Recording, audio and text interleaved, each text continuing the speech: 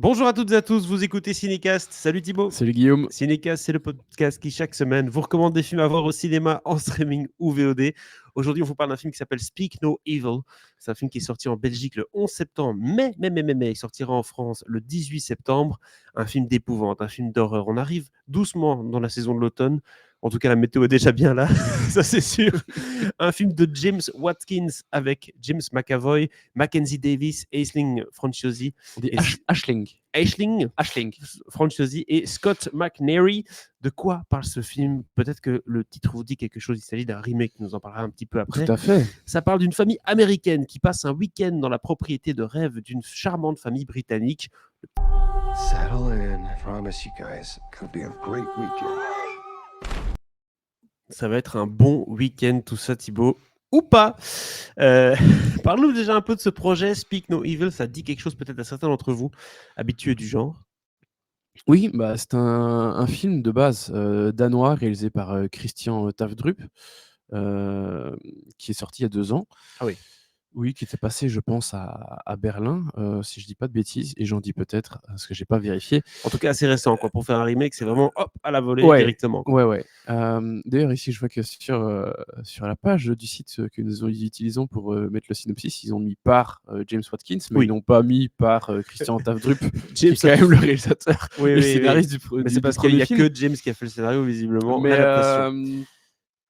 mais oui, donc c'est un film danois dans lequel on a d'abord, enfin, évidemment, une famille danoise, l'autre famille étant un couple de Néerlandais. Ok. Je ne sais plus où ils vont en vacances, mais peu importe. Et voilà, c'était un très très bon film qui est hyper malaisant, qui met vraiment très mal à l'aise, très très mal à l'aise. C'était hyper froid, c'était une grosse surprise. Et voilà, je pense que les amateurs de genre qui ont vu ce film s'en souviennent bien. Évidemment, c'est pas étonnant que Hollywood ait mis son grappin dessus et que Jason Blum ait fait allez hop, on va C'est faire vrai. un petit remake américain C'est ça. avec des Anglais et des Américains, un chouette casting, Un hein, petit James mélange. McAvoy et Aisling Franciosi. Aisling Franciosi qui est quand même plutôt abonnée aux gens parce qu'elle était dans l'excellent The Nightingale qui était passé à Ouais. Venise il y a 6 ans. Et puis l'autre couple composé de Mackenzie Davis et Scott McNairy qui ont déjà tourné ensemble, je ne sais plus si c'était dans un film ou une série, mais enfin bref, ils se connaissent bien. Mhm. Donc voilà, remake assez attendu. Maintenant évidemment, toujours la question c'est de savoir en quoi ça se différencie. Oui. Si ça se différencie, parce que c'est pas toujours le cas, et si c'était une bonne idée. Ouais, bonne idée, donc ça c'est plutôt un bon point. Non, si c'était une bonne idée, Ah, si c'était une bonne c'est une idée. J'ai cru que t'as question, dit c'est une bonne c'est une idée. interrogation. D'accord. Oui, c'est ça. C'est une bonne question que tu poses. Je suppose que l'histoire, peut-être qu'ils ont fait certains changements, mais ça reste la même que le précédent. Alors globalement c'est la même, mais ils ont quand même fait des différences, écrit une fin un peu différente. Alors, je vous rassure tout de suite, je ne vais pas vous la spoiler, mais je Non, vais non. dire en quelques mots en quoi elle est différente, sans spoiler, je vous rassure. Donc, le truc, c'est que dans l'original, la fin est vraiment hyper froide, hyper dark, Mm. vraiment très, très violente psychologiquement, un peu physiquement aussi.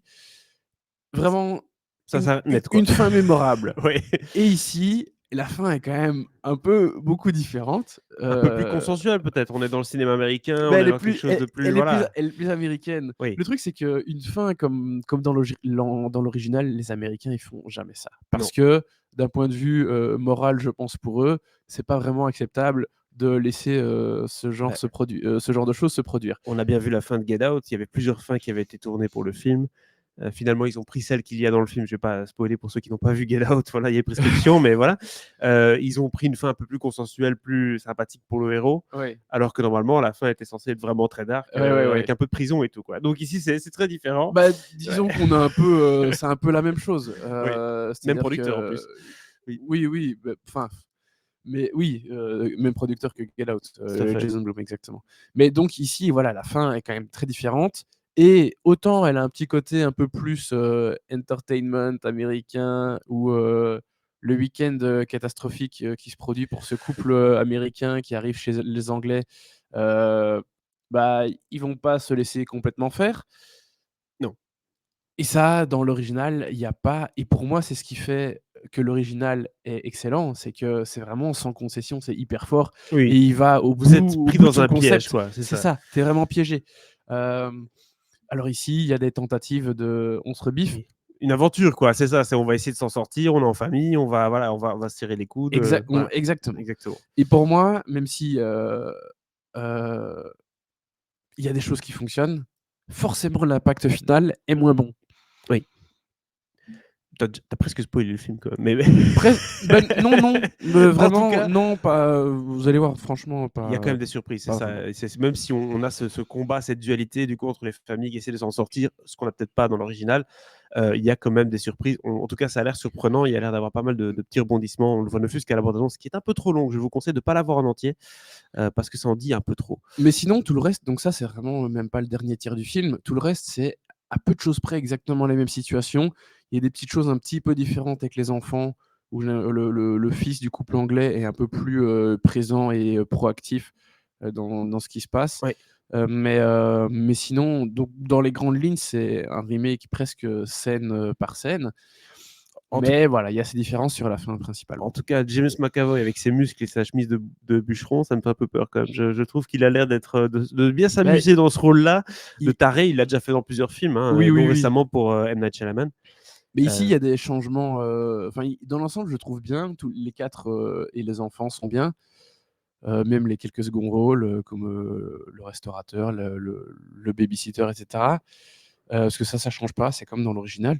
Oui. Mais voilà, je trouve que James McAvoy, il est bien, mais il y a des petits moments où je me dis, ah, là, est-ce que c'est pas un peu too much? Il en fait trop, En quoi. même temps, le personnage requiert ça. Oui. Mais voilà, il y a des petits moments où je me suis dit, ah, bon. Oui, c'est un bad. Est-ce que. Voilà, c'est un bad guy et ça se voit, quoi. Il n'y a pas de demi-mesure avec James McAvoy. Quand il y va, il y va. Ouais, Et ouais, voilà. Donc ça, c'est. complètement. Mais bon, voilà. C'est aussi ça le côté américain, on va dire, de le méchant et le méchant, quoi. Oui, Ce qui est évident c'est dans ce ça. film. Mais tu vois, tu disais, je spoilais, non, pas tant que ça. Il y a une dynamique différente dans la dernière partie, mais je vous dis rien de la façon dont ça se déroule non plus. Tout à Ne fait. vous inquiétez pas, De toute vous allez avoir façon, des surprises. Ça, ce que tu as c'est dit sûr. est aussi dans la bande-annonce, même plus dans la bande-annonce. Donc autant dire de Ah ne bah pas la voilà, tu vois, regarder. je l'avais même pas vu, donc Donc voilà. Vous avez en tout cas notre avis sur le film Speak No Evil, en tout cas le remake américain de ce film danois. Peux-tu donner une note du coup, Thibaut? Mais je vais donner que 2 parce que alors, je suis peut-être un poil méchant, 2 étoiles, Rappelons-le, hein, 2 étoiles, en son ayant échelle, c'est pas trop mal. C'est non, pas, c'est pas mal. voilà. Voilà, je suis un peu dur parce que je donne 2 parce que, l'original pour moi est vraiment excellent, hem et je lui reproche rien à ce film. C'est vraiment très, très bien comme il faut. Du coup, je trouve qu'en alternance, ce qu'ils alternent ici, c'est forcément un peu moins bien. Donc voilà, En fait, je trouve ça décevant quelque part. pour Mais résumer, sans avoir vu l'original, je dirais peut-être 3 étoiles, tu vois? voilà, c'est ça. Tu as vu l'original, forcément ton avis n'est pas le même. C'est clair que dans l'original, ils poussaient le curseur à fond dans une tonalité, ce qu'ils ne font pas ici, et c'est ça qui perd un peu de sa puissance Bah dans le oui, récit. Voilà, mais pour le voilà. reste, ça reste une bonne histoire, c'est solidement écrit, et grâce à l'original, bien sûr, et grâce aux différents personnages d'intervention qu'il y a dans le film. Exactement. Voilà, donc 2 étoiles pour ce remake, 3 étoiles si vous n'avez pas vu l'original. Voilà, comme ça, vous avez un peu 2 différents avis. N'hésitez pas à nous dire en commentaire ce que vous avez pensé de l'original, de celui-ci, si vous avez vu le film, et aussi à vous abonner au podcast sur la plateforme de votre choix. On est un peu partout, Deezer, Spotify, Apple, YouTube, bref, hein, partout vous trouvez le handle Cinécast, Cinécast BE. On vous dit à très bientôt pour une prochaine critique. Ciao, ciao. Ciao, ciao.